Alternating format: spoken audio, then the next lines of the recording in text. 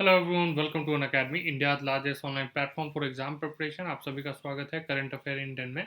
My self Prabhas Kumar, I have been teaching years for more than 6 years and mentor more than 80,000 students so far. I have also clear various government exam. तो जो भी मेरे अपने experience है teaching में, वो सभी आपके साथ शेयर करूंगा ताकि आपके करंट अफेयर का जो सेक्शन है, जी सेक्शन, उसमें आप ज़्यादा से ज़्यादा स्कोर कर पाएँ।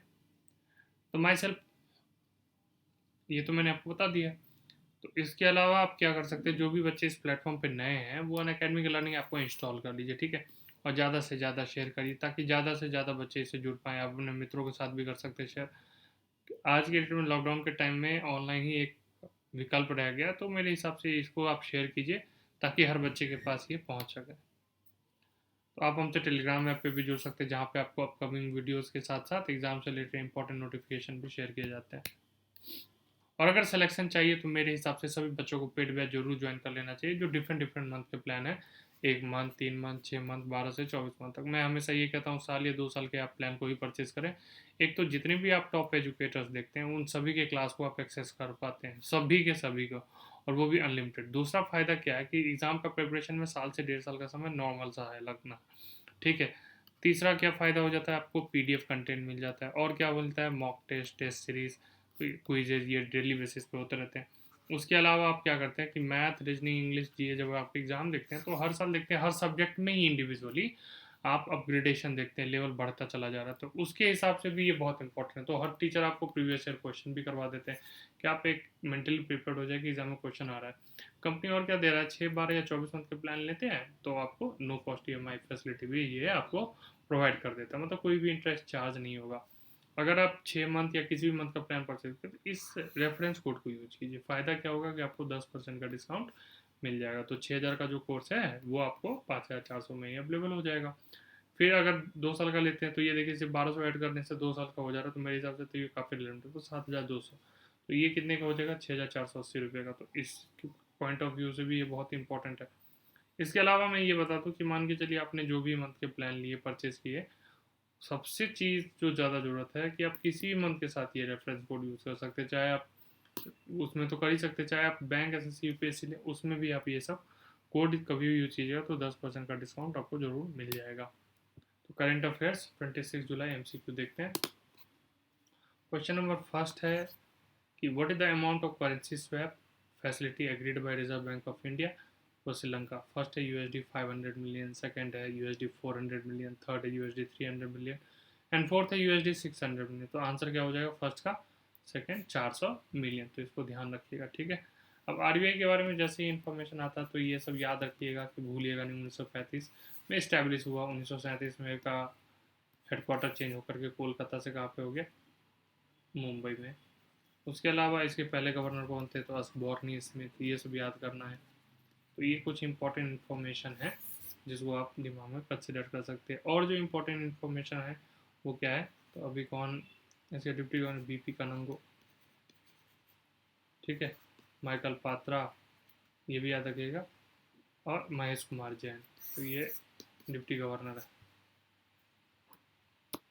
क्वेश्चन सेकंड है, who is the head of the committee to form a guideline and suggest measure to ensure that more students study in India and there is a smooth transition for a student returning from abroad due to COVID-19 situation। DP Singh, Rajarshi Bhattacharya, Krishna Kumari, JS Saini.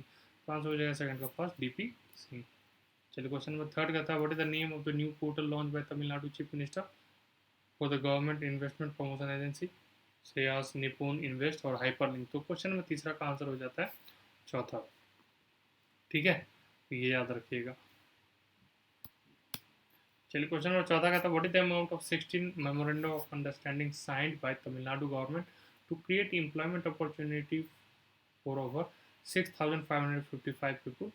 First है rupees 5,137 crore, second है 4,055 crore, third है 5,205 crore and fourth है 6,300 करोड़। तो question of चौथा का answer हो जाएगा 5 का 1।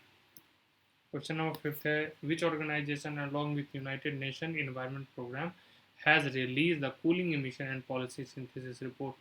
तो फर्स्ट है international renewable energy agency, second है इंटरनेशनल मैरीटाइम ऑर्गेनाइजेशन, थर्ड है international energy agency and fourth है इंटरनेशनल डेवलपमेंट रिसर्च सेंटर। तो आंसर हो जाएगा इसका पांचवा का 3।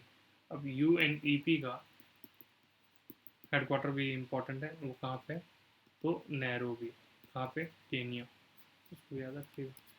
क्वेश्चन नंबर 6 कहते हैं, order by the department of expenditure ministry of finance has impose restriction on public procurement from countries sharing land border with India by amending GFR 2017. Who is the Secretary Department of Expenditure? First है TV Somanathan, second है A Radhakrishnan, third है ND Bhatia Bhutia sorry, और चौथा नेत्रपाल सिंह। तो answer हो जाएगा TV Somanathan. छठा question number 7 का था, which department the ministry of science and technology joint India Russia joint technology assessment accelerated commercialisation programme? First है डिपार्टमेंट ऑफ बायोटेक्नोलॉजी, सेकंड है department of technology transfer, third है department of science and industrial research, and चौथा है department of science and technology. Seventh भी हो गया। Question number 8 देखते हैं, what is the amount of that what is the amount that Department of Science and Technology will fund under the India-Russia Joint Technology Accelerated Commercialization Program? तो question number 8 का answer first है ₹50 करोड़, ₹15 करोड़, फिर है third है ₹20 crore, and चौथा है 35 करोड़। तो answer हो जाएगा 15 और 8 का। क्वेश्चन नंबर 9 कहता है, the government of India has extended medicine assistance to in the form of anti tuberculosis medicine worth about dash to Democratic People's Republic of Korea? USD 5 million, USD 3 million, USD 2 million, USD 1 million। तो answer हो जाएगा 1 million। Question number 10 है, the consignment of anti tuberculosis medicine has handed over by the Indian ambassador of DPRK to North Korean vice minister of foreign affairs Park Myung Ho? तो first है सौरभ कुमार, मल्हारी, ठीक है, फिर तरनजीत सिंह, और चौथा है श्री प्रिया रंगनाथन। तो आंसर हो जाएगा 10वां का सेकंड।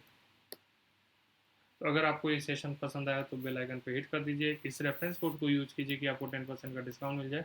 चैनल को सब्सक्राइब कर लीजिए, ठीक है।